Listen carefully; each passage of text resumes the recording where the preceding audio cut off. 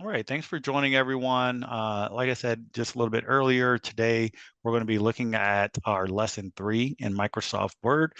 In this lesson, we're going to be looking at how to change spacing and alignment of text. So we're going to be looking around and we're going to be looking at how to increase spacing, decrease spacing, and also how to align your text from the left of the part of the page. Sometimes you want your text in the middle of the page or even off to the right. And also, we're going to look at using bullets and numbers to make a list in Microsoft Word. This is one of my favorite things to do. I'm a list person. Like I will write things down on a list and do them because I just feel accomplished. But if I did something and it wasn't on that list, I'll go back and add it to the list so I can put a check mark next to it, right? So I'm that type of person. I love a good list. I love instructions that say step 1, step 2, step 3. And so we're going to look at how to do that in Microsoft Word today. This is going to be, again, I think a very useful class. Feel free to go back and review this on our YouTube page, which I put the link in the chat. I'll post it here one more time. There's the link to our YouTube page. So this recording will be uploaded to the YouTube page within just a couple days. So with that, I'm going to go ahead and share my screen and we will get going. All right. All right, so just to begin again, as you guys can see my screen here, so the first thing that we want to do whenever we're opening up Microsoft Word again is, of course, we want to either open it from down here at the bottom on our taskbar. So this blue button here is for Microsoft Word. So I can just click that one time using my mouse, or from Microsoft Windows here, there's normally going to be a search button at the bottom. Sometimes it might be in the middle. Sometimes it might be on the left, it doesn't matter. So you can just click in there and just type in the program that you're looking for. In this particular case, we're looking for Microsoft Word. So we can just come here and click on Word. And it's going to open this and we're going to hit new. When you hit new, to make a new document, notice here there's a lot of different templates. So these are really nice templates because of course you can use them to kind of be a starter. So let's say you wanted to make a family photo calendar, you could just click on this. It's already got the format and everything there. You just kind of have to change some of the words and it's pretty simple to do that. Same thing here. If you want to make certificates, if you want to invoice someone, if you have a business and you need to make an invoice to get paid, they have plenty of different invoices here, a birthday poster, a resume. There's all kinds of things in here. Again, really, most of the things you're ever going to do in Microsoft Word, there's probably already a template for it. So you don't have to start from scratch. You can just use what's already there, which is really nice. So I'm going to go ahead and show you guys how we want to start with alignment. So alignment is the position of text on the page, right? So you can change the alignment of text to be to the right, the center, or the left, or justified. So justified means that it's evenly spread across the page. So let's take a look at what that looks like. So I'm just going to write here. I'm going to say, hi, my name is Eric. I want to write that a few times. My name is Eric, and hi, my name is Eric. So right now, as you see this button up here, these are all aligned to the left. So see there's a ruler at the top here. So if you're ever in Microsoft Word and you don't see the ruler, you can go to View, the View menu here at the top. So of course we normally are on Home, but if you go to View, you can just click that button here for Ruler, and it's going to show you the ruler at the top. So the size of a normal page that we would be working on is going to be 8.5 across and then 11 long up and down. So here you can see that our working space on this 8.5 across is we have 1, 2, 3, 4, 5, 6.5 inches of writing space. So out of the 8.5 page, so if I zoom out, for instance, I'm just hitting Control and rolling my mouse back. So as I hold down Control, I just am now rolling my mouse away from me, which zooms in. If I hold down Control on my keyboard and roll the mouse backwards towards myself, it zooms out. So as you can see, using this ruler here at the top, everything is aligned off to the left, right? So when we read a document, we normally read left to right, top to bottom. So same thing here, when we start writing, most of our writing is going to start on this left part here, and then it's going to move across. But every now and again, you want maybe a title of a document to be in the middle. So let's say title, just gonna write this, going to be little of document. I'll zoom in so you guys can see. So I just write title of document there, and I'm going to highlight this. Anytime you want to edit text, you want to make it bold or italics or underline. These are all the things we looked at in our last class. But anytime you want to actually change the alignment of it, you also need to highlight the text like I just did here using your mouse. So I'm just clicking, I'm getting my cursor there. You see that blinking cursor? So I want to click and hold using my left click and then release it once I get the entire text highlighted. And then we want to come to the home menu here. And notice we have like a font area. So all of this area here in the top left, this is for adjusting your font. Your font is what does your text look like, right? So we have different fonts. What is the size of your text? Is it bold? Is it italics and underline? Does it have a strike through? Meaning that like it has a line through the middle, right? Sometimes, again, if you're using a list, maybe you have strike through. I like strike through because it shows that something's been completed. Maybe it was on my task list. So I'm going to undo these for now. But this is all your font, right? You can increase the font, change the color of the text, right? Make it blue, make it black, put a highlighter behind it, all kinds of fun stuff, right? So I'm just going to make it all basic for now. Go back to black, no background. So again, let's say we want to center this. So next to the font area here, we have a paragraph area. This is where we're primarily going to be focused at today. So we're going to be looking at using bullets. We're going to be using these to change our indent. So as you can see, like if I move this, if I hit this here, see how it tabs it over a little bit. So a tab. All right. But right now, let's look at alignment. So right now, this is center aligned. If I come here to this button just to the right of the left align, so this is left. If I come to the right one, this is center align. And again, I'm just have my mouse on top of it right now. I have my mouse on top of it right now. But if I hit this button for center align, look at what it does to my text. It moves it to the dead center. So it moved it right to the middle of the page. So if I zoom out, you should notice that now the title of the document is in the center of the page. I'm going to go ahead and just make that a little bigger and make it bold like we normally would a title. And let's make it even like a different color. We'll just go with like blue. So this is the title of the document and we have center aligned it. Now, if we wanted to right align, it would come over here to the right.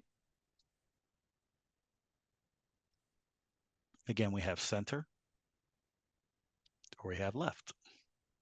So I'm going to leave this one center aligned right here. Okay. So that's nice. If you can bring something to the middle, it just brings attention to it. Again, normally we do this for things like titles and so forth. But when you're writing a normal paragraph, you're probably going to start here on the left.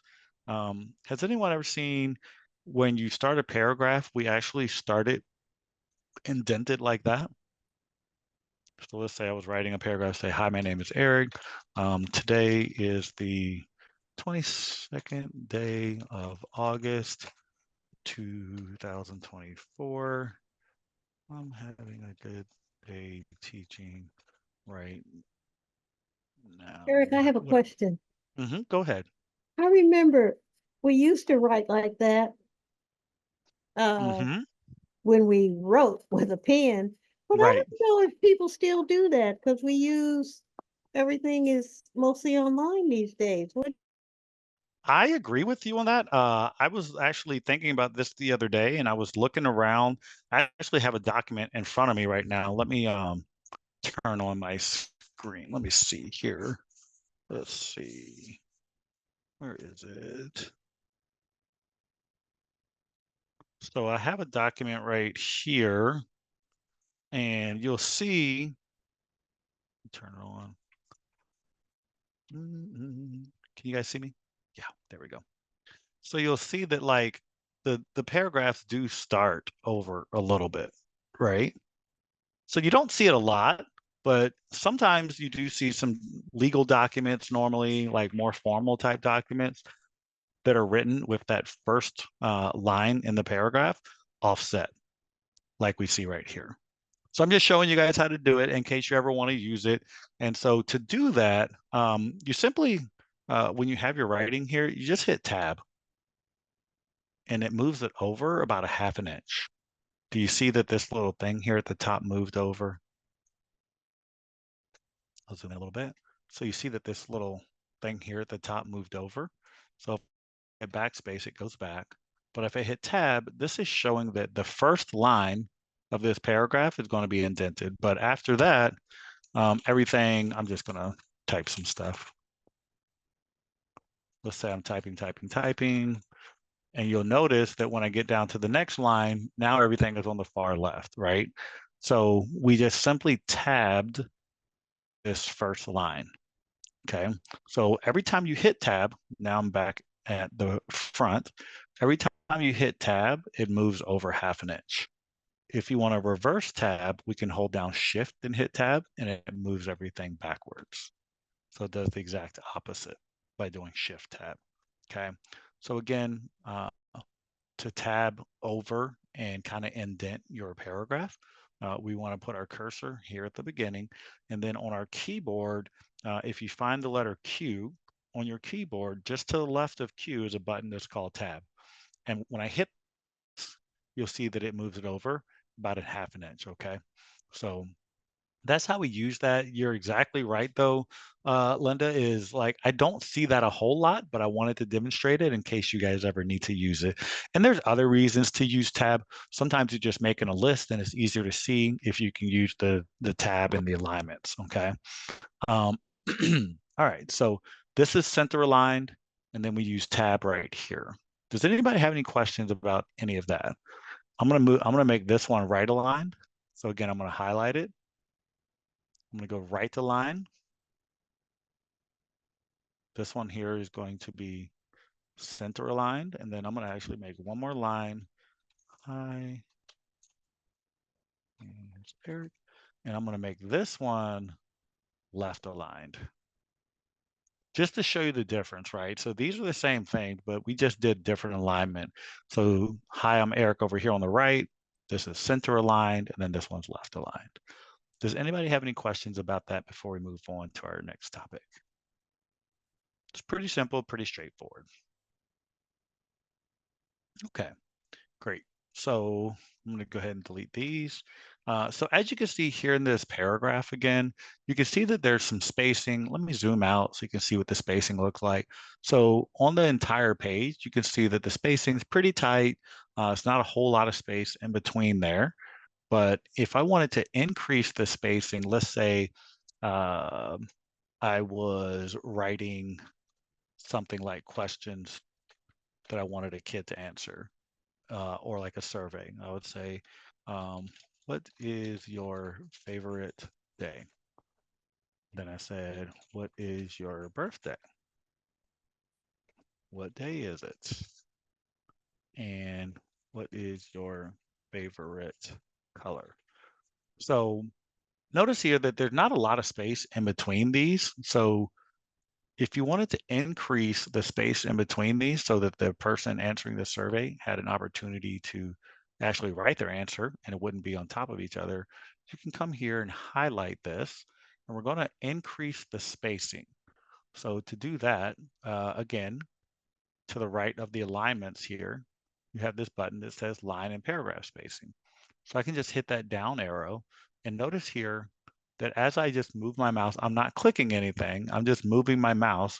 This is 1.0 spacing. Oh, I got somebody in the waiting room. Okay, back. All right, so this is 1.0 spacing. 1.15, slight difference, not much. 1.5, 2.0, 2.5, 3. And then let's say we want to do a custom one. I could go to line spacing options, and over here, I can do the line spacing and I can make it whatever I want. I can increase it to, let's say we did 7. So this is 7 line spacing. So leave 7 blank spaces essentially in between each row.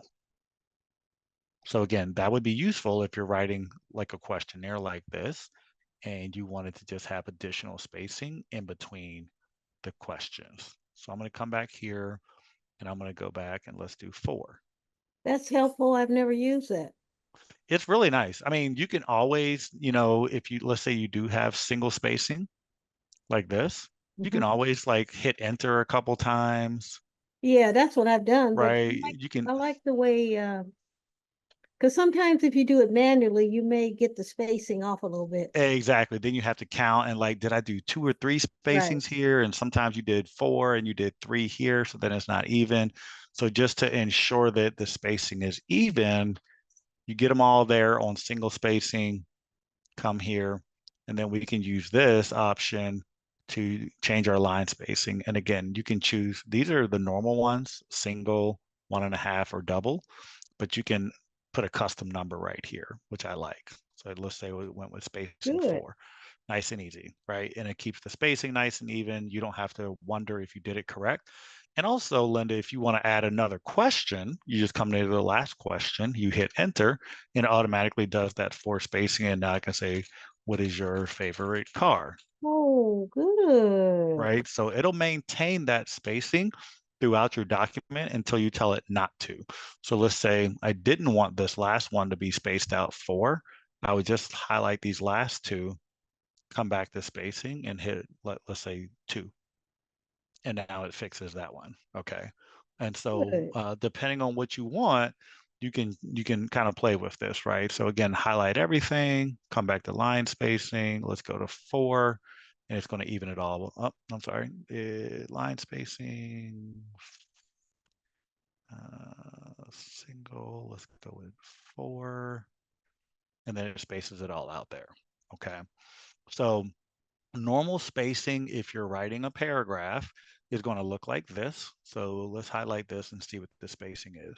So when you highlight it and we come up here to the top to line and paragraph spacing, we can see that like, see 1.0 is pretty tight. I like to do about a 1.5 or a 2. I think it's easier to read a document when it's spaced out in that way. I feel like honestly, if it's 1.0, I feel like that's getting a little bit cluttered to me. It's easier to read for me personally. Maybe I'm just aging. But a 2.0 for me, a double space, we call this double spacing, is a lot easier to read because there's a little bit of space in between the words, a little bit easier on the eyes and so forth. Okay. Good. So, yeah, does someone have a question?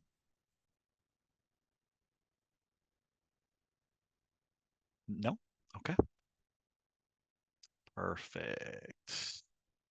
Okay, now let's go and look at adding bullets. And for this, I'm actually going to just do an exercise with you guys and demonstrate. So I'll show you what we're going to do on the camera first. So hopefully, let's see, just had someone join. So we're going to make this document here, right? So we're going to make a mac and cheese recipe, and we're going to use bullets to do it so that it's easy to follow and it's step by step. Okay. It's going to be really nice because it's going to be organized. There's going to be layers. Anyone ever read like a legal document or looked at laws? If you ever read a law, it'll say like, hey, go to paragraph 2, subsection 3, um, subsection 2A, and that's where it describes whatever they want you to go look for, right? I've read plenty of laws that used to be in law enforcement, and boy, oh boy, do they have a bunch of different information written into the laws. They're very in-depth and they're very long, but oftentimes you can find what you need if you know the right section and subsection to go look for. So let's take a look at that. So I'm going to go ahead and close this out, and I'm going to open a new document. I'm going to hit new, and I'm going to hit blank. All right, so now we're going to look at using bullets. So bullets are just these small dots, right? So we've all seen bullets like a list. So option 1, option 2. So that's bullets. There's also bullets that look like this, right? So when would we maybe use these ones that are open like this? Maybe if we're using like a checkbox, if we want someone to check something off of a list, we might use that one. right? Or we might use this one here. If you're making a list for somebody, hey, these are the things to bring to school on day one. You might give them a little thing like this with different check boxes. Or again, you might stay with the open box like this because you want them to fill it in as they're gathering all their school supplies the day before school to come, right? So this is all different options we have for bullets. But let's go ahead, and this is going to incorporate some of our previous class learnings also, where we learned how to hyperlink. So I'm going to start by making just the title of our document. It's going to be Mom's Favorite Mac and Cheese Recipe. I'm going to highlight that. I'm going to make it bold. I'm going to underline it. And I'm going to increase the font. I'm even going to make it kind of cool. I'm going to put a little bit of a flair on it here. Let's see. I like that one right there. So let's increase it a little bit, and then I'm going to center it. So there is my title. So then I'm going to come to the end of the title, and we're going to start. Let's see. Question here. I got problems. Why typing on Yahoo? Okay. Joseph, you had a question about typing on Yahoo? Yeah. So yeah, kind of the way we are doing the numbering and all those kind of things. Whenever I'm doing a typing on Yahoo, where you don't have this kind of layout, most of the time I get some problem like aligning the document and maybe making the things like look even. It's been a problem. On Yahoo or on Google Docs? I mean on Yahoo. I mean whereby you don't have like the way to like to align your document like the way the Microsoft Word has put it over here. Are you saying an email, like a Yeah, Yahoo email? like yeah, let's say like Okay. you're typing an email. Yeah. Oh, okay. So let's look at that at the end of class. So normally most emails systems these days actually have options for alignment and bold and underline this and things like that. I don't have a Yahoo account. I use Gmail, but I know Gmail has a lot of those options now incorporated into their emails. So you can make a pretty fancy email with, alignment and bold and underline and all the different things that we have here for making your text look unique. Okay, but let's take a look at the end. So please remind me at the end. Okay, so now I'm going to go down one line. I'm going to unbold, underline. I'm going to go back to the left, and I'm going to make the text 12 again. So 12 is your normal size text when you're doing a normal document, okay?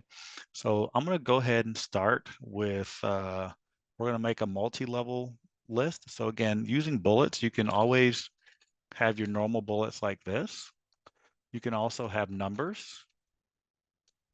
I want to make the text back to, okay. You can also use numbers here. So if I hit the bullets for numbers, it gives me number 1, it gives me number 2, number 3, and so forth. But I want to use a multi-level list today. So let's take a look at that.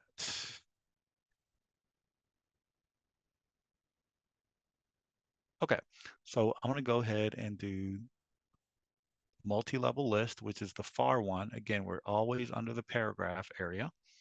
So we're not going to use normal bullets. We're not going to use just numbers. I'm going to use a multi-level list. So I'm going to click that.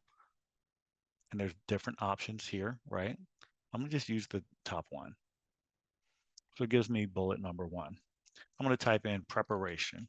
And this is not a perfect recipe. So for those of you who are mac and cheese connoisseurs, this is just a demonstration for the purposes of showing how to use a multi-level list. So preparation is step 1.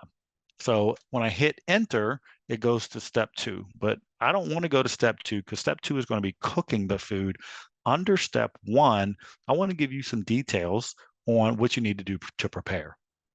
So to get to 1A, as you see, again, from preparation, I hit enter. It gave me a 2, but I don't want 2. I want an A. So I'm going to use that tab button again. So if you remember, that tab button was to the left of the Q. Let me, I think I actually have a little, let me see.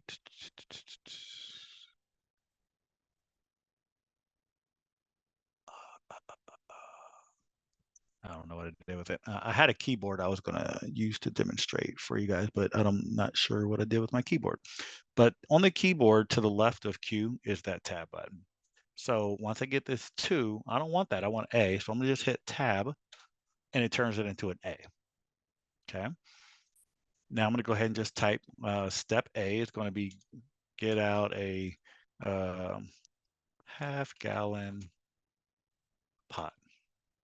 I'm going to hit enter again, but then under half-gallon pot, I still have additional details that I want to share under that.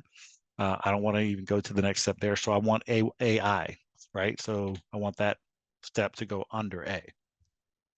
So I hit tab again and it turns B into I. So as you're following this, you can see that A falls under the 1 and the I is falling under the step A. So here I'm going to say fill it with water, enter. It goes to A2. I'm going to say add 1 tablespoon of salt. It goes to, and I'm going to hit enter. And now we're on A3. Add 1 cup of noodles. Okay. And now it goes to step 4, but I'm done.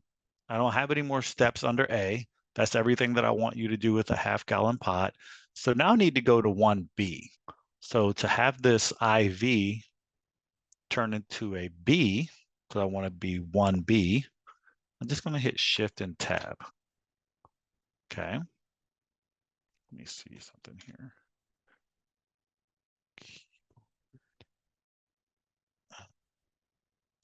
Yeah, here we go.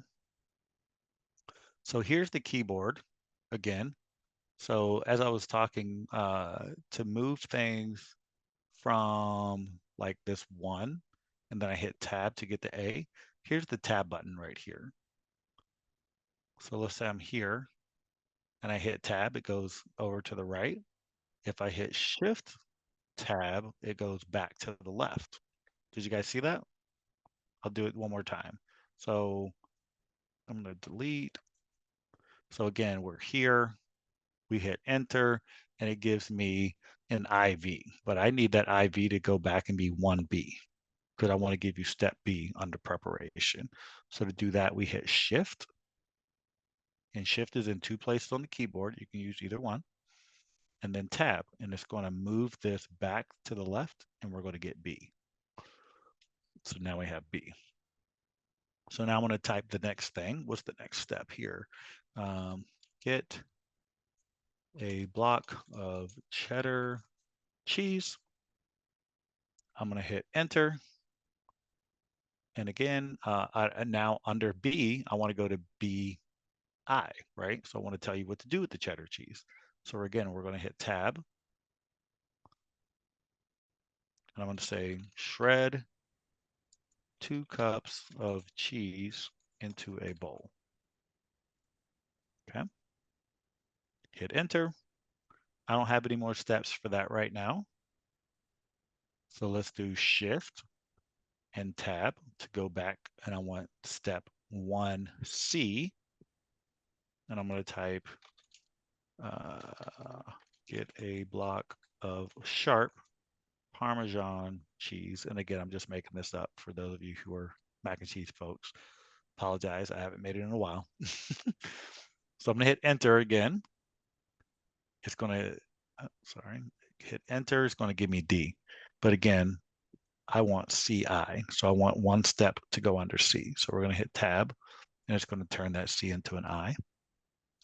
And let's say shred 1/2 cup of cheese into the same bowl with the cheddar cheese. Okay. So I'm going to hit enter. Who remembers, I've done it a couple times, how do we move our tab back? How do I get to step D from this point? Who remembers how to reverse tab? So normally if I want to move to the right, I would do a tab. How do we do a reverse tab? Anybody? Shift tab. Shift tab. Yeah, so let's go shift and then tab. and it goes back to D. But I'm actually done with preparation, so I want to move on to cooking. How would I move this D back and make it step 2? Wanna do shift tab again? Yeah, exactly. No, you're right. Shift, tab, and it goes back to step 2. Woo, So I've so learned it's very smart. It knows what you're trying to do. If you're tabbing, it knows you want to, continue your list. If you're reverse tabbing, it knows you want to go back to the higher level of the list. So now we're at step 2, and I'm just going to type cooking. So now we're going to Thank cook. you. I've learned something new. Oh, you're welcome. This is fun. I like this kind of stuff and I use it a lot. It's easier to write documents with lists if you're trying to describe how to do something, right? Using a list and bullets is way better than just typing. It's easier to read, and it helps your learners to be able to follow you, right? Because they know, oh, okay, I'm on step 4 or I'm on step 5. So here under cooking, so again, we're here. I want to now teach them how to cook. So how do I get to 2A? Anybody? So what do I need to do from here to get 2A? Tab.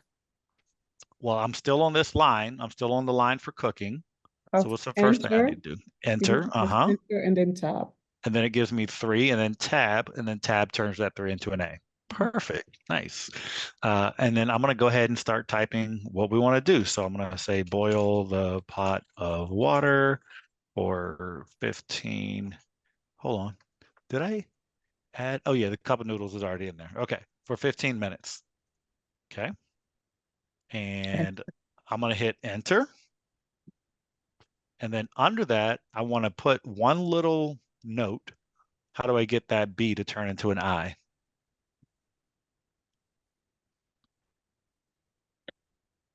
Tab. Tab, right? Tab. Tab. And then I'm gonna put do not cover. I'm gonna hit enter. And now I wanna go to 2B. So I'm going to reverse tab, shift, tab. It goes back to B. And I'm going to go ahead with the rest of my steps. Remove from the stove top after 15 minutes. Enter. Drain the pasta. Do not rinse. Add the pasta to a casserole dish. Cover the pasta with the mixed cheese.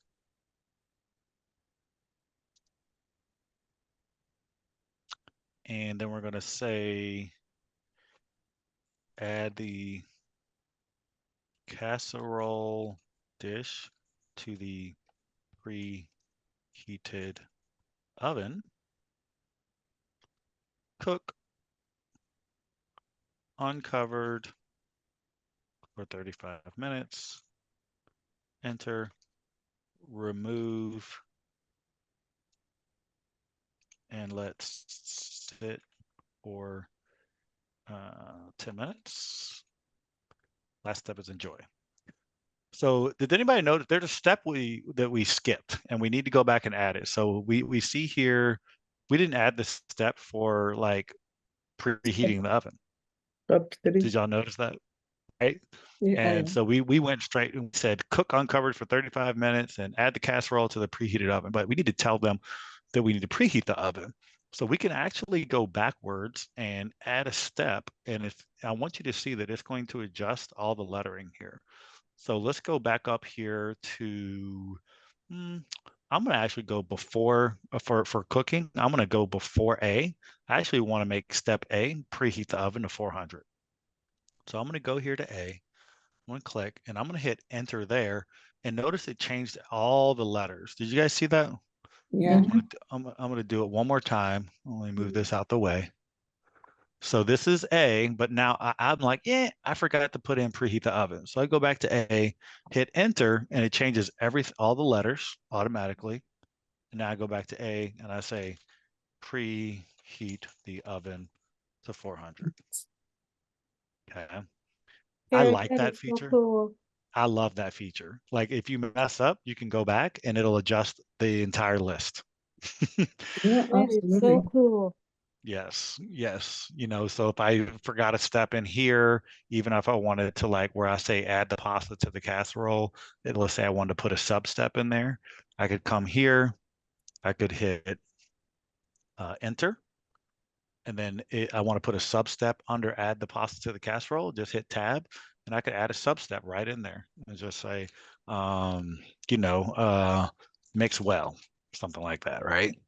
So you can always go back and add to these lists. They're very dynamic, right? And I can continue to add things here, right? And then it knows that once I come here and I hit Shift Tab, now we're going backwards and we're going to use F, right? So Okay. Eric, how are you bringing that keyboard on the screen? What do you touch to bring the keyboard? Yeah, thank you for asking. I actually just discovered this live during this class. I wish I would have known about this. So I just typed in keyboard here in the search, and there's an option here for on-screen keyboard. Mm, okay. Isn't that nice? And Wow. as I am touching, like I can actually type here too. So I could actually use this to type on the screen. So I can hit enter and I can spell, you know, I can start writing here. Mm, mm. Nice. Eric, is that the same way if you're on Zoom to add a document?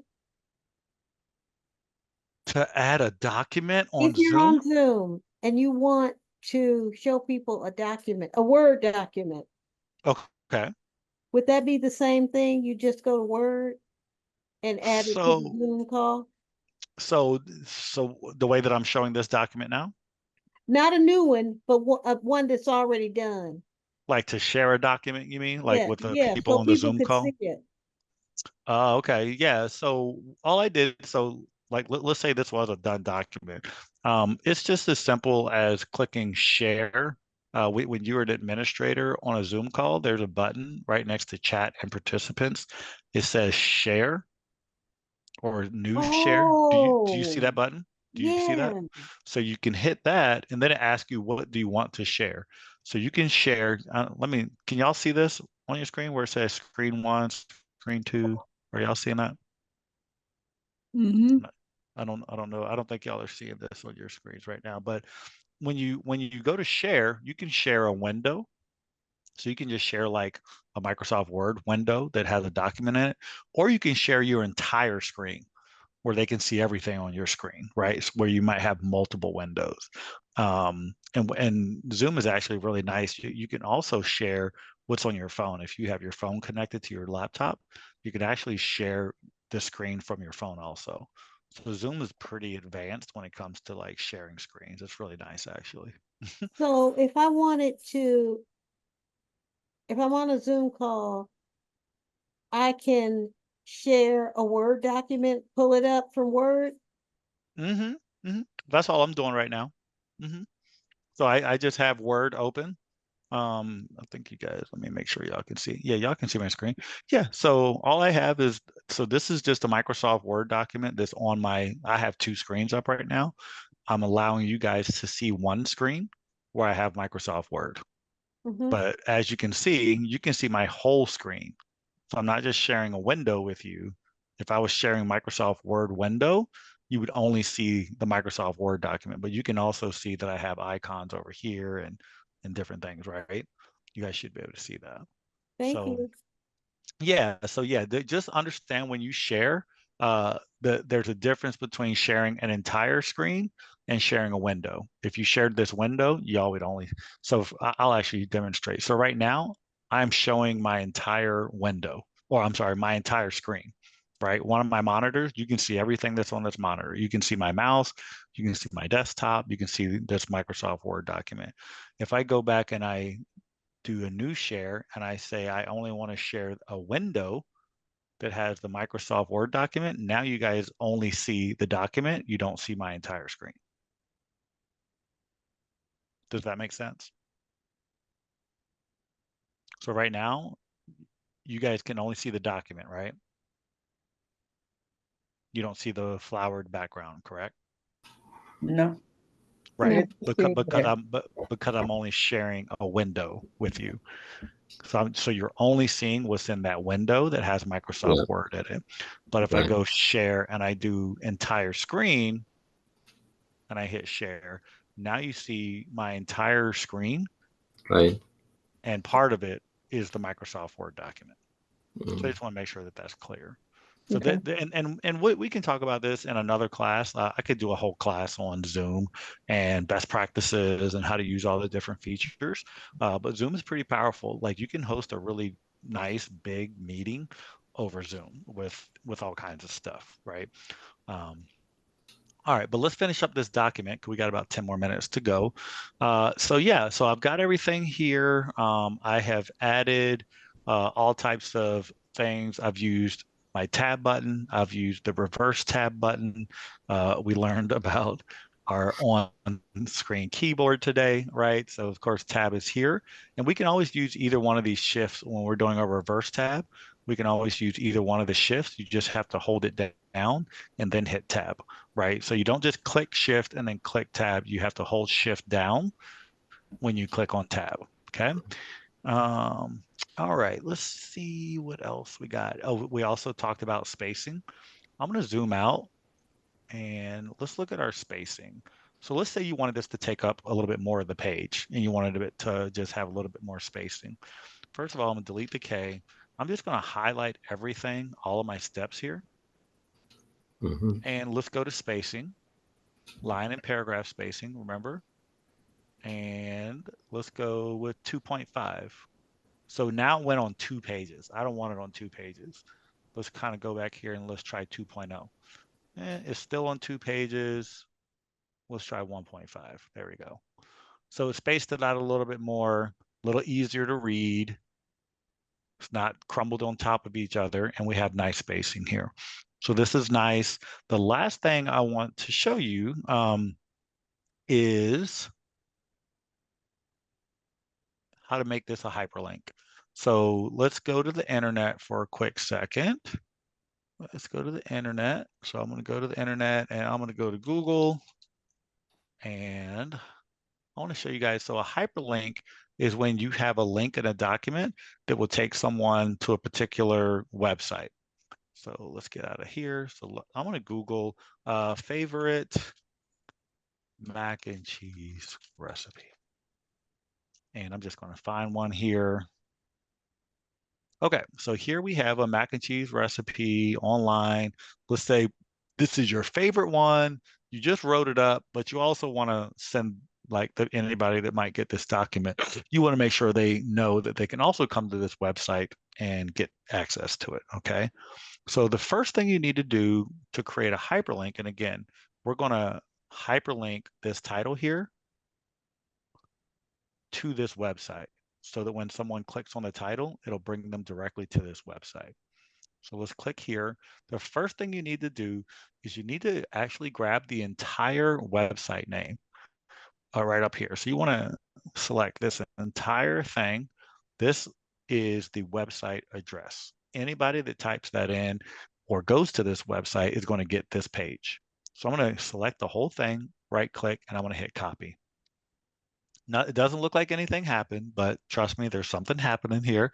So I copied the website address, and then here where it says mom's favorite mac and cheese recipe, I'm going to highlight that and we're going to right click. So in using our mouse, I'm right clicking, not my normal left click, but I'm using my middle finger to right click. And then there's an option here for link. Another way to do it, if you don't remember to right click, you can highlight and go to insert.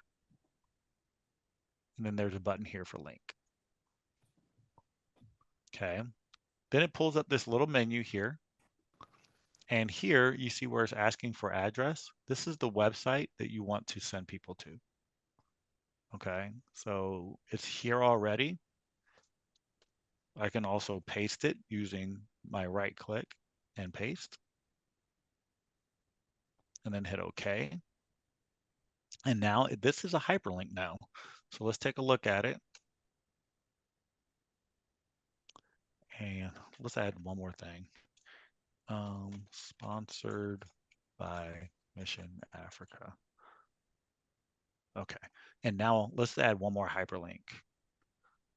Do you guys know that there's multiple Mission Africas? Did anyone know that?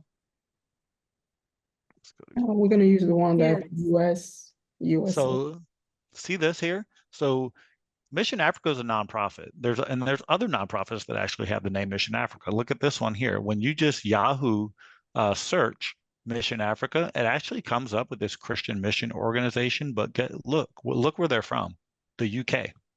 Mhm. This is not our Mission Africa. This is a different one. And so what a shame it would be if you went here and clicked and you said, you know what, I want to send them some money. I want to donate to support their cause, right? And there's nothing wrong with that, but this is not us. So if you went to their website, and you can see how you could easily do this, it has a very similar mission, very similar feel, Mission Africa, but it's missionafrica.org.uk. So this brings me to the importance of using hyperlinks is to make sure people go to the right website. Because if you just tell people, oh, just find me on Google Mission Africa, they could end up at the wrong site. And so let's go find our Mission Africa. Here we are, missionafrica.us. Yes. So let's say I wanted to send someone to this website. Again, I'm going to click here. I'm going to make sure I get the whole entire website. Right click, copy. And let's say that Mission Africa is supporting this mac and cheese recipe.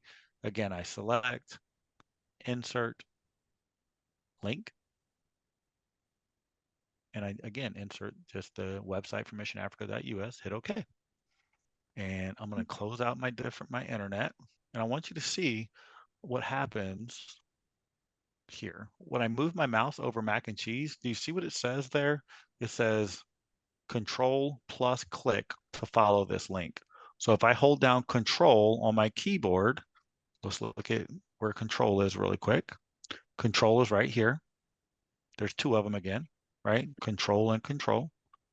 So if I hold down Control and I click here, did you see it took me to the recipe for the mac and cheese? Same thing with Mission Africa. As I move my mouse over that link, it just says Control plus click to follow link. So I'm going to hold down Control. I'm going to click, and it takes me straight to the Mission Africa website. Okay, so there you are. That is how we use hyperlinks. That kind of completes our document. Are there any questions about the list that we made, the spacing, the alignment? This is all basic things that you will use essentially every time you make a document, right? You can imagine that creating a resume, for instance, you're going to have bullet points in your resume that is going to describe some of the things that you've done in your career, right? And normally in a resume, you say, I worked at Mission Africa, and then you might have several bullet points under there that describe the things that you did at Mission Africa, okay? All right, I'm going to go ahead and stop the recording and leave a few minutes for questions.